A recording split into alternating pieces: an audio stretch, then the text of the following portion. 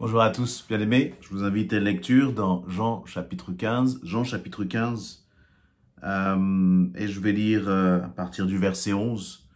Jésus parle à ses disciples et dit « Je vous ai dit cela afin que ma joie soit en vous, que votre joie soit complète.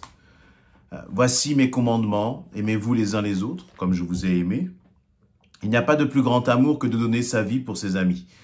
Vous êtes mes amis si vous faites ce que je vous commande. » Donc ça, c'est le verset 14. « Vous êtes mes amis si vous faites ce que je vous commande. Je ne vous appelle plus serviteur, parce qu'un serviteur ne sait pas ce que fait son maître.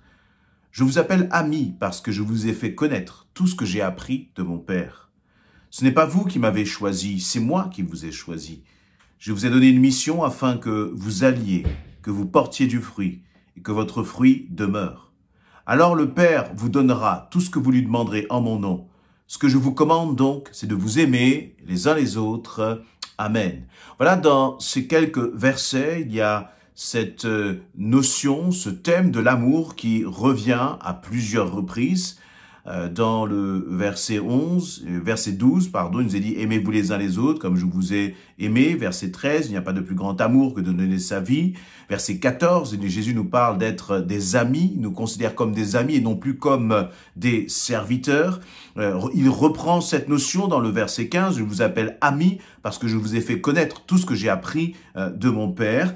Et il va terminer par le verset 17 en parlant encore de l'amour, en disant « Ce que je vous commande, c'est donc de vous aimer les uns les autres. » De vous aimer les uns les autres. Et de l'ensemble de ces versets, bien souvent, ce que nous retenons, c'est pas forcément cette dimension d'amour, mais c'est ce verset, à la fin du verset 16, où il nous est dit « Alors le Père vous donnera tout ce que vous lui demanderez en mon nom. » Le Père vous donnera tout ce que vous lui demanderez en mon nom. Voilà qui réjouit notre cœur lorsque nous réalisons que tout ce que je demande au Père, il me le donne. Et nous nous focalisons sur cela. Pourquoi? Parce que cela reflète parfois notre égoïsme. Cela reflète parfois notre façon de voir les choses qui est toujours tournée vers le moi.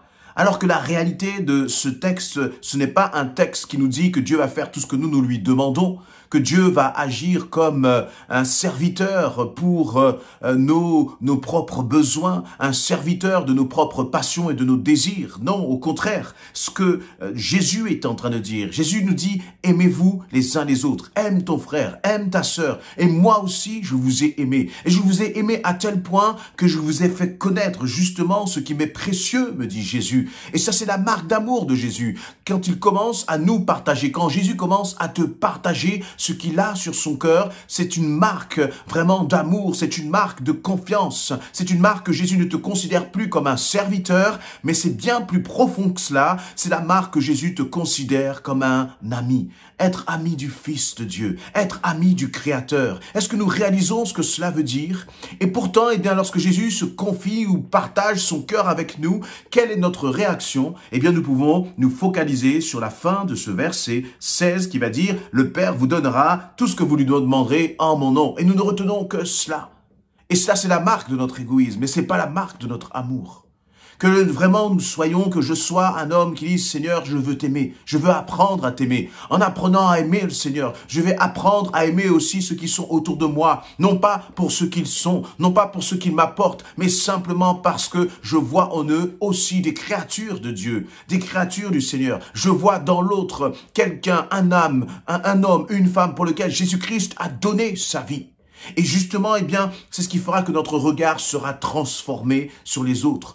Notre regard, ton regard sur ton époux, ton regard sur tes enfants, ton regard sur tes collègues de travail va être transformé si tu passes du temps à réaliser que, eh bien, Jésus t'aime, que tu dois aimer Christ et que parce que tu laisses Christ prendre la place dans ton cœur et dans tes pensées, Jésus va t'apprendre à aimer au-delà de tes forces, au-delà de tes capacités humaines. Et l'autre point qui est intéressant et qui, je crois, va aussi dans ce sens, c'est ce verset 16. « Ce n'est pas vous qui m'avez choisi, c'est moi qui vous ai choisi. Je vous ai donné une mission afin que vous alliez, que vous portiez du fruit et que votre fruit demeure. Alors le Père vous donnera tout ce que vous lui demanderez en mon nom. » Et là aussi, c'est très intéressant que ce verset 16 s'articule en deux parties autour du mot « alors ». Juste avant ce mot « alors », donc il y a une première partie de ce verset 16 qui nous dit « Ce n'est pas vous qui m'avez choisi, c'est moi qui vous ai choisi ».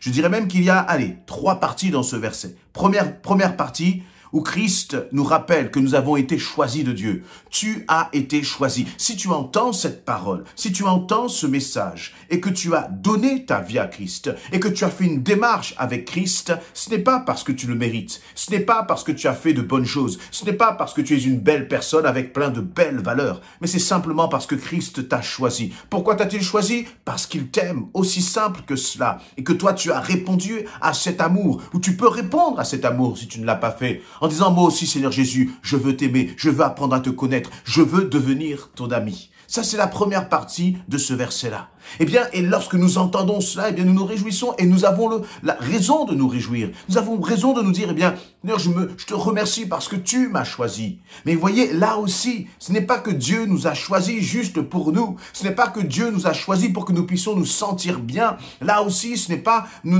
ne laissons pas aller à notre égoïsme, mais plutôt nous devons comprendre pourquoi Dieu m'a choisi. Et c'est extrêmement important que chaque chrétien, que chacun d'entre nous, chaque enfant de Dieu puisse réaliser. Dieu m'a choisi, non pas pour que je sois bien, non pas pour que mon petit cœur soit, réchauffé par sa présence. C'est bien plus profond que cela. Voici pourquoi Christ t'a choisi. Pour une raison. Pour beaucoup d'autres, très certainement. Mais en tout cas, dans ce verset, il y a une raison précise qui nous est citée là. Ce n'est pas vous qui m'avez choisi, c'est moi qui vous ai choisi. Je vous ai donné une mission afin que vous alliez, que vous portiez du fruit et que votre fruit demeure. Voilà pourquoi Christ t'a choisi. Christ t'a choisi et il t'a dit, tu as une mission. Tu as une mission. Alors on pourrait se dire, mais Jésus est en train de parler aux 12. Alors peut-être que cette parole ne s'adresse qu'aux 12 disciples. Oui, mais lorsque Jésus dit, je vous ai aimé, lorsque Jésus dit, vous êtes mes amis, puis mes serviteurs, nous prenons cette parole pour nous tous. Et nous considérons, oui, c'est pour moi que Jésus parle. Jésus m'a aimé, ce n'est pas seulement les 12. D'accord? Alors si tu es aimé de Jésus-Christ, cette mission aussi est pour toi. Si tu considères que tu es toi aussi comme les 12 choisis par Jésus-Christ, alors la même mission que Jésus avait donnée aux disciples, elle t'incombe aussi. Ce n'est pas vous qui m'avez choisi, c'est moi qui vous ai choisi, je vous ai donné une mission. Réalises-tu cela? Que le jour où tu as donné ta vie à Christ, que le jour où tu as répondu favorablement à l'appel de Christ pour ta vie, eh bien, à ce moment même, tu es rentré dans une mission. Tu as accepté une mission.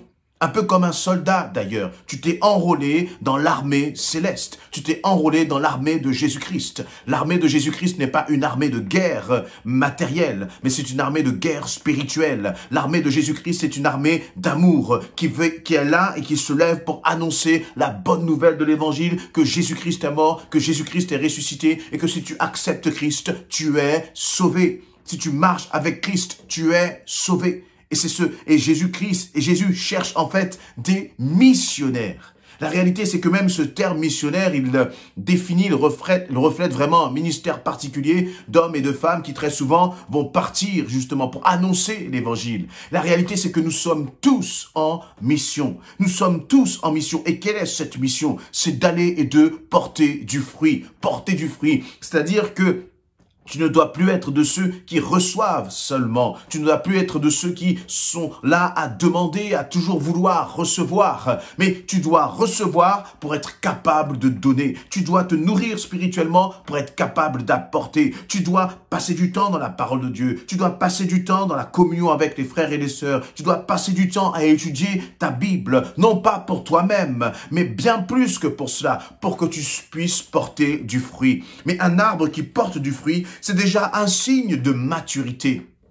Et là, eh bien, je me dis, mais Seigneur, quand serons-nous des chrétiens matures? À quoi est-ce qu'on reconnaît ta maturité? C'est au fait que tu peux maintenant porter du fruit. La Bible nous parle des renoncements aux œuvres mortes, de ne pas revenir sur les fondements. Je crois qu'il y a un moment où il faut avancer dans la vie chrétienne. Il faut arrêter un moment de se battre toujours contre les mêmes travers dans nos vies et commencer vraiment à marcher dans l'obéissance, commencer vraiment à marcher de façon radicale et sans compromis avec le péché pour pouvoir progresser avancer dans notre vie spirituelle. On ne peut pas rester 1 an, 2 ans, 10 ans après notre baptême sans porter du fruit, sans avoir des fruits dignes de la repentance. Parce que sinon, cela voudrait dire que nous passons à côté de la mission que le Seigneur nous a confiée. Et c'est hors de question. Nous ne devons pas accepter cela, mais nous devons au contraire racheter le temps. Nous devons au contraire dire, Seigneur, je veux que ma vie porte du fruit. Je veux que ma vie ait un impact sur ceux qui m'entourent. Je veux que ma vie soit justement comme un acte d'amour pour ceux qui sont autour de moi, Seigneur. Et je veux que cette vie, Seigneur, elle serve aux autres. Je veux que ma vie serve aux autres. Je veux que le fait que tu m'aies choisi, eh bien, cela puisse bénéficier aux autres. Et là, dans cette mentalité, eh bien, nous changeons totalement de façon de voir. Nous ne sommes plus du tout tournés vers nous-mêmes, mais nous sommes tournés vers les autres. Nous sommes tournés vers la mission que le Seigneur nous confie. Christ te confie une mission. Est-ce que tu réalises cela? Et la mission que le Seigneur te confie, personne d'autre que toi ne pourra l'accomplir. C'est chacun sa mission, chacun doit assumer sa mission. Et ta mission ne peut pas reposer sur les épaules de ton pasteur. Ta mission ne peut pas reposer sur les épaules de ton frère ou de ta sœur aînée en Christ. Ta mission, c'est ta mission et c'est à toi de l'accomplir. C'est à toi d'apprendre à compter sur le Seigneur et dire, Seigneur, je veux accomplir ma mission, mais pour cela, je compte sur toi. Mais prends pleinement conscience de cela, que tu as une mission à accomplir. Et donc, dans cette mission, il est dit, je vous ai donné une mission afin que vous alliez, que vous portiez du fruit et que votre fruit demeure. Il y a donc 3 parties dans cette mission. Premièrement, eh bien, ta mission, c'est que tu puisses aller. C'est-à-dire qu'il faut aller vers les autres. Il faut s'ouvrir aux autres. Non pas rester là dans une sorte de bulle, j'allais dire même de bulle chrétienne, voyez, une sorte d'entre-soi chrétien. Parce que la mission ne s'accomplit pas à l'égard de ceux qui sont déjà en Christ. La mission, elle s'accomplit à l'égard de ceux qui ne connaissent pas Christ, afin que vous alliez aller. Et c'est exactement ce qui s'est passé dans le livre des Actes. Les disciples baptisés du Saint-Esprit vont commencer déjà à aller. Ils vont commencer à proclamer l'évangile autour d'eux, voyez, eh bien, en Judée, en Samarie et jusqu'aux extrémités de la terre. Et c'est donc cette mission du verset 16 qui va s'accomplir dans tous les récits du livre des Actes, dans toute l'histoire du livre des Actes. Ils vont aller. Ils vont porter du fruit. Les fruits que nous devons porter, c'est des fruits dignes de la repentance, encore une fois. Mais pour porter de bons fruits, il faut que l'arbre soit bon. Il faut que l'arbre soit un arbre sanctifié, un arbre changé, un arbre transformé. Parce que si l'arbre n'est pas transformé, si tu n'es pas transformé dans ta mentalité, tu ne pourras pas porter de bons fruits. Et c'est pour cela qu'il faut vraiment se connecter, s'enraciner en Christ, afin que justement, naturellement, les bons fruits vont pousser. Naturellement, les bons fruits vont apparaître dans ta vie. Et le dernier point, c'est que votre fruit demeure. C'est-à-dire des fruits qui sont justement sur des arbres qui sont solides. Réalises-tu que le Seigneur t'appelle à cette mission? Réalises-tu que le Seigneur t'appelle justement à tourner ta vie vers les autres, vers cette mission qu'il te confie et non plus pour toi-même? Et c'est à cette condition, et ça c'est la deuxième partie de ce verset 16, il nous est dit, alors le Père vous donnera tout ce que vous lui demanderez en mon nom. Alors, il y a donc une conséquence. Si tu es un arbre qui porte du fruit, alors le Père te donnera tout ce que tu demanderas. Eh bien, alors que bien souvent, nous oublions totalement la première partie. Nous oublions la condition qui mène au fait que le Père me donnera ce que je lui demanderai. Nous oublions cela et nous nous concentrons sur le Père va me donner ce que je vais lui demander. Eh bien, ce n'est pas du tout cela. Si tu portes du fruit, c'est-à-dire si tu es un homme, une femme attaché à Christ, qui s'alimente, qui mange Christ, qui mange sa parole, qui mange la prière, qui mange la communion avec les frères et sœurs, qui se nourrit de cela, eh bien, tu vas être cet arbre puissant planté auprès des courants d'eau qui va porter du fruit. Et parce que tu seras dans cette communion avec ton Seigneur, parce qu'à travers cela, tu vas réjouir le cœur de ton Père, eh bien, le Père va se pencher sur toi et il va te demander, que veux-tu que je fasse pour toi, mon enfant? Soyez bénis et encouragés par ces quelques paroles. N'hésitez pas, je vous invite vraiment à la partager si vous pensez que cela peut encourager aussi d'autres personnes autour de vous pour la gloire de notre Seigneur. Amen.